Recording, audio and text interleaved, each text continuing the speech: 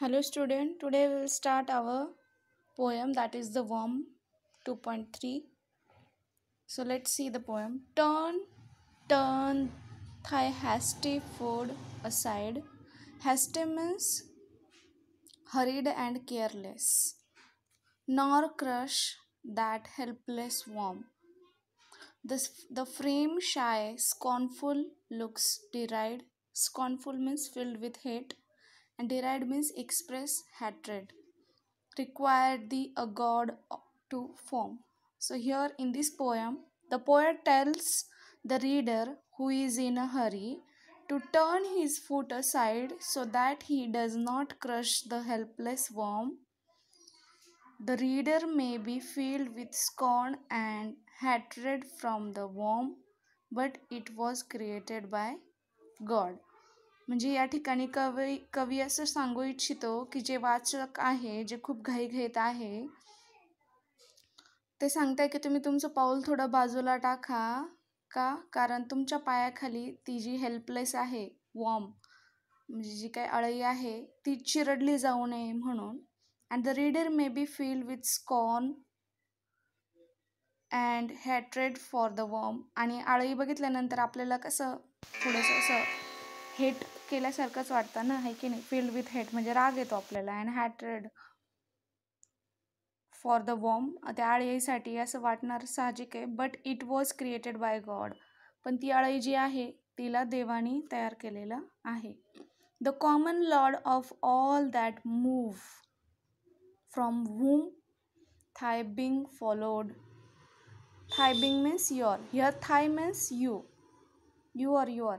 Thy being means your life existence. A portion of his boundless love on that poor worm bestowed. Bestowed means given as a gift. So here poet want to tell us the same God who made human beings and all other things that move has also given a portion of his unlimited love to the poor worm.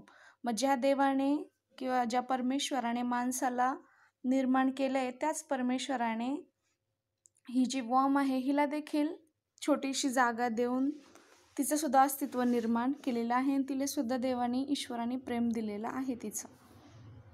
The sun, the moon, the stars he made to all his creatures free and spreads over earth the grassy blade for worms as well as थी.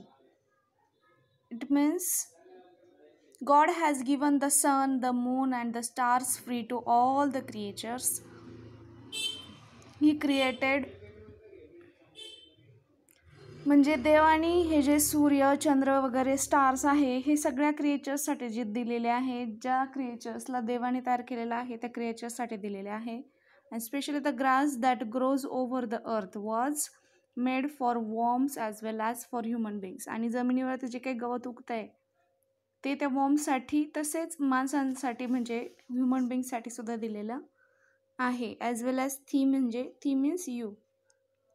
Late them enjoy their little day, their lovely bliss receive. Lovely means humble or simple. Bliss means joy. Simple joy म्हणजे साधी मजा. Oh do not lightly take away the life thou canst not give.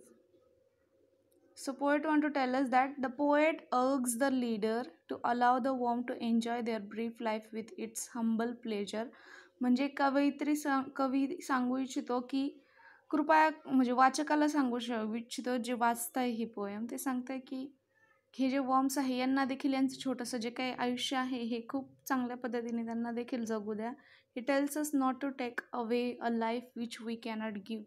आणि त्यांच्यापासून त्यांची life हिरावून घेण्याचा आपल्याला काही एक अधिकार नाही, कारण ती लाईफ आपण दिलेली नाही आहे त्यांना, ती लाईफ परमेश्वराने दिलेली आहे. त्यामुळे आपल्याला काही एक अधिकार नाही आहे त्यांचं जे आयुष्य आहे किंवा त्यांची जी काही मजा आहे ती त्यांच्यापासून हिरावून घेण्याचा काही एक अधिकार नाही आहे. So who is the poet? Thomas Gisborne. Very interesting poem this. And question answer we'll see tomorrow. Okay, today you just write down word meanings and write this poem in your beautiful handwriting.